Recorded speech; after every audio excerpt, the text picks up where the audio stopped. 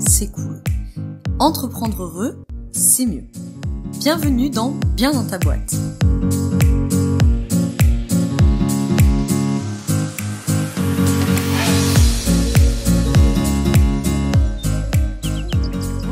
Bienvenue dans ce nouvel épisode du podcast Bien dans ta boîte. Aujourd'hui, on est dans un épisode hors série que j'ai intitulé GDA pour galère d'accompagnant. Ici, on va être sur un format hors série, donc on va avoir 5 épisodes de podcast pendant une semaine, pendant 5 jours en l'occurrence. Et le but, c'est de venir discuter de ces galères qu'on rencontre quand on est accompagnant. C'est-à-dire que tu sois coach, consultant, thérapeute, formateur, formatrice, travailleur social, etc. Bref, à partir du moment où tu accompagnes des humains, tu es concerné par cette série de podcasts. Et donc, dans chaque épisode, on va venir regarder une galère, entre guillemets, qu'on rencontre en tant qu'accompagnant et comment moi, je me dépatouille avec ce genre de truc-là. Ce podcast hors série, tu t'en doutes, il vient dans le cadre de la sortie du programme, la 3e session en l'occurrence, parce que c'est pas la première fois, mais la 3e session du programme pour les accompagnants, apprendre à être accompagnant. Tu as tous les liens dans la description si tu veux aller voir ce qui se passe, qui est justement un programme pour accompagner les accompagnants, pour former les accompagnants à la posture, à l'alliance de travail, à de l'outillage aussi également, etc. Bref, je te laisse aller voir en description si tu veux plus de détails. La prochaine session attaque le 21 février. Et donc en fait, c'est grâce à à la matière, entre guillemets, que m'ont apporté mes élèves de la promo 1, de la promo 2, et puis là, dans les appels découvertes de la promo 3, que je vois un peu les galères qui reviennent tout le temps, les questions que les accompagnants ont sur la posture, sur la gestion des clients, etc.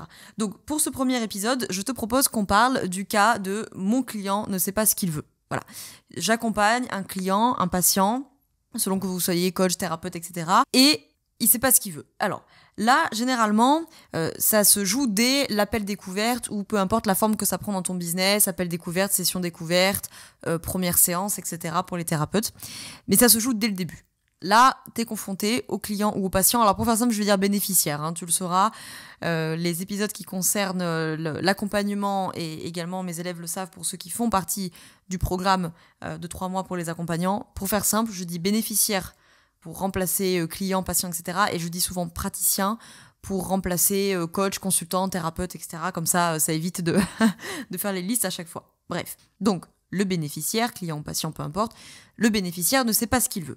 Alors, déjà, je te rappelle, je te mets également dans la description que j'ai fait un épisode très complet sur cette question de l'appel découverte, de comment on identifie et on précise la demande lors d'un appel découverte quand on est accompagnant. Donc, je te mets le lien dans la description si tu veux creuser.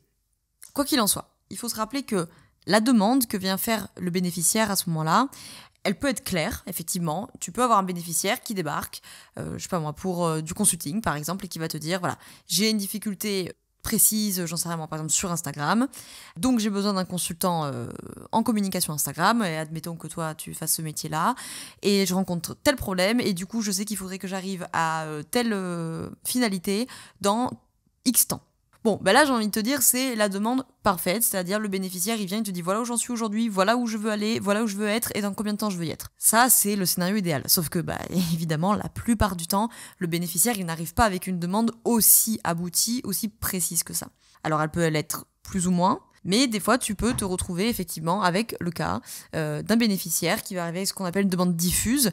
Donc, comme son nom l'indique, c'est un peu la diffusion. Donc là, ça touche un petit peu à tout. Alors, il y a des problèmes sur Instagram, il y a des problèmes sur Facebook, il y a des problèmes sur YouTube, il y a des problèmes sur, je dis n'importe quoi, sur la newsletter. Et puis, je voudrais ci, puis je voudrais ça, puis en fait, il faudrait qu'on parle de ça, puis en même temps, il faudrait qu'on parle de ça. Bref. Tu comprends l'idée, c'est la même chose pour nous dans les professionnels du bien-être. La demande diffuse, c'est je viens te voir parce que j'ai une thématique, de procrastination au travail, mais enfin maintenant que j'y pense, j'ai quand même aussi un problème de stress. D'ailleurs, ça me fait penser que j'ai un problème de sommeil. D'ailleurs, ça me fait penser en parlant de sommeil que j'ai un problème avec mon couple. Et puis d'ailleurs, bon bref, voilà, c'est diffus. Généralement, la demande qui casse le plus les pieds aux accompagnants, c'est la fameuse demande ambivalente. En gros, ça c'est le bénéficiaire qui vient te voir et qui te dit « il faut que ça change, mais je ne veux rien changer ». Alors évidemment, le bénéficiaire, la plupart du temps, n'est-ce pas, il ne te le dit pas comme ça. Mais fondamentalement, c'est un peu ce qu'il va te dire.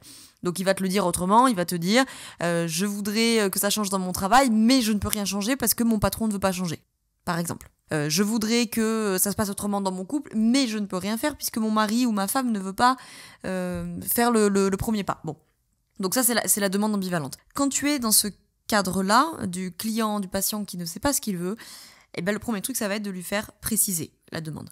Donc, au fur et à mesure de questions, alors déjà, la première question à lui poser, ça peut être celle-ci. Des fois, je veux dire, il ne faut pas aller chercher midi à 14h. Il vient avec une demande diffuse, demande-lui de préciser. Ok, madame, monsieur, machin, est-ce que vous pourriez me préciser votre demande ? Parce que là, il y a beaucoup de choses, dans le cas de la demande diffuse, il y a beaucoup de choses. Est-ce que vous pourriez préciser ? Qu'est-ce qui est urgent pour vous ? Qu'est-ce qui est le plus important à travailler maintenant ? Qu'est-ce qui fera le plus de différence dans votre vie si on le travaille maintenant, etc. Bon, lui faire préciser. Idem dans l'ambivalence, on va poser des questions, que ce soit l'ambivalence, la demande diffuse, la demande inexistante, j'en parle dans le podcast aussi. La demande inexistante, c'est tout simplement le bénéficiaire qui n'a pas besoin d'accompagnement en fait, ou qui n'a pas besoin de ton accompagnement, mais qui a besoin d'un psy, d'un coach, d'un médecin, etc. Dans tous les cas, on a plein de questions, j'ai détaillé ça dans l'épisode complet, mais on a plein de questions à poser qui sont très importantes pour ce qu'on appelle évaluer l'écologie du problème. C'est-à-dire qu'on va vraiment faire le tour du problème que le bénéficiaire rencontre et comme faire son écologie, c'est-à-dire quel est l'environnement du problème. Quel est réellement le problème ? Et qu'est-ce qui n'est pas un problème ? Parce que ça, on oublie de le demander aussi. Qu'est-ce qui fonctionne bien en ce moment ? À quel moment ça n'est pas un problème ? À quel moment ce problème, il ne se présente pas pour vous ? Pour qui ? Très important. Pour qui c'est un problème ? Quand est-ce que c'est un problème ? Quand est-ce que ça n'est pas un problème ? En quoi c'est un problème ? Est-ce que vous pourriez me donner concrètement des faits objectifs, des conséquences objectives de ce problème dans votre vie ? Est-ce que vous avez des faits observables ? À quoi vous observez que ça pose problème dans votre quotidien ? Tout ça, c'est très important. Le but, c'est pas d'amasser de l'information pour amasser de l'information sur le bénéficiaire. C'est que tu viens faire l'écologie du problème. Tu fais un peu le tour de ce problème et tu viens voir quand est-ce que ça l'est, quand est-ce que ça l'est pas. Qu'est-ce que le bénéficiaire y projette sur la situation pour percevoir ça comme un problème ? Tu viens voir aussi comment se comporte son locus. Ça, on en parlera pendant la formation. Le locus interne ou externe, à quoi j'attribue les conséquences, les causes plutôt que les conséquences, pardon, à quoi j'attribue les causes de ce qui m'arrive. Okay ? Donc vous avez des personnes qui ont des locus très internalisés et qui considèrent que c'est toujours elles. C'est généralement des personnes extrêmement responsabilisées, très disciplinées, très travailleuses, mais qui peuvent être assez rigides aussi, parce que du coup, si je suis responsable de tout, il faut que j'ai tout sous contrôle tout le temps. Et vous avez des personnes qui sont très externalisées. Alors ça, généralement, c'est des personnes qui peuvent avoir tendance à se déresponsabiliser, mais qui sont souvent extrêmement reconnaissants, par exemple. Ils ont une bonne capacité à voir qu'ils ne sont pas responsables de tout. Bref, donc faire cette écologie du problème, ça permet d'investiguer tout ça et ça permet petit à petit de venir préciser la demande. Si par exemple tu as un bénéficiaire qui vient, et puis qui te dit je viens te voir parce que tu es coach professionnel, que je voudrais arrêter de procrastiner au travail, mais je ne peux pas arrêter de procrastiner parce que si je procrastine, c'est parce que mon patron me casse les pieds et que de toute façon mon patron, je pourrais pas l'empêcher de me casser les pieds. Bon, ok, j'ai envie de dire, déjà il y a quelque chose qui est réaliste là-dedans. Je vais pas pouvoir changer mon patron, ça déjà c'est bien. Là-dessus on est d'accord. Le locus il est plutôt externalisé. La procrastination c'est rarement un problème qui vient de l'extérieur, c'est plutôt une question d'évitement émotionnel. Là, tel que c'est formulé, moi à l'appel découvert je me dis oula, ok, il y a une externalisation, c'est la faute du patron. Bon, ça peut être en lien avec le patron, je dis pas que le bénéficiaire a tort en disant ça. De toute façon, c'est sa réalité. Mais ça, j'en parle dans l'épisode le plus long sur l'appel découverte. Il ne faut pas se laisser happer par la vision de la réalité du bénéficiaire. Le but, c'est pas de douter de ce qu'il dit, c'est pas ça. C'est trouver ce juste équilibre entre c'est sa réalité, donc je la prends en considération, et en même temps, ne pas se laisser happer. Voilà. Là, par exemple, la personne, admettons, elle commence à tourner en boucle. De toute façon, c'est pas moi, c'est mon patron, c'est mon patron, c'est mon patron. Bon. Qu'est-ce que tu projettes sur ce patron pour que ça t'apparaisse comme un problème ? Peut-être que il y a des raisons objectives, qu'il y a du harcèlement, etc. En quel cas, il faut qu'on demande des faits observables. C'est là que justement c'est important de demander des faits observables pour voir ce qui se passe. Donc bien faire cette écologie du problème, ça permet d'évaluer l'environnement du problème, de la personne, qu'est-ce qui se passe, quand est-ce que ça se passe, quand est-ce que ça se passe pas. Ça peut être aussi quelque part un début de travail finalement, de lui faire identifier qu'il y a peut-être des moments où le problème n'est pas là. Pourquoi à des moments le problème n'est pas là ? Est-ce que c'est que des conséquences extérieures ou est-ce qu'il n'y a pas un peu des conséquences, des causes plutôt, je m'en sors pas avec ce mot aujourd'hui, des causes intérieures ? Peut-être que la personne, il y a des moments où sans s'en rendre compte, elle active une valeur, elle active une force, elle active une ressource qui fait que le problème est moins présent. Et donc finalement, elle met déjà des choses en place sans s'en rendre compte et ça, il faut le valoriser. En tout cas, c'est ce qu'on fait dans la démarche pour mes collègues d'ACT et puis pour nous en psychologie positive. Voilà, donc ça c'est très très très important. Quand tu es dans le cas en tant qu'accompagnant, mon client ne sait pas ce qu'il veut, il faut préciser ça tout de suite. Parce que si tu valides un accompagnement avec une demande qui est bancale, alors c'est tout ton accompagnement qui va se retrouver bancal, en fait. Parce que on va pas savoir concrètement d'où on part, où est-ce qu'on va, etc., etc. Donc ça, c'est très important. Mon client ne sait pas ce qu'il veut, il y a une raison à ça. Soit parce que, tout simplement, il avait besoin que tu l'aides à processer la réflexion, pour arriver à quelque chose qui est plus défini, qui est plus clair, qui est plus précis. Soit parce que il y a de l'évitement émotionnel, soit parce qu'il y a un locus externe ou trop internalisé. Bref, il y a plein de choses qui peuvent expliquer qu'il ne sait pas ce qu'il veut, mais en tout cas, ça, il faut le briefer dès le début. La plupart du temps, c'est... donc ça, on le travaille en journée 2 du programme pour les accompagnants. C'est toute la journée, justement, sur l'évaluation de la demande, l'analyse de la demande, l'opérationnalisation de la demande. Et on y passe une journée entière, c'est pas pour rien.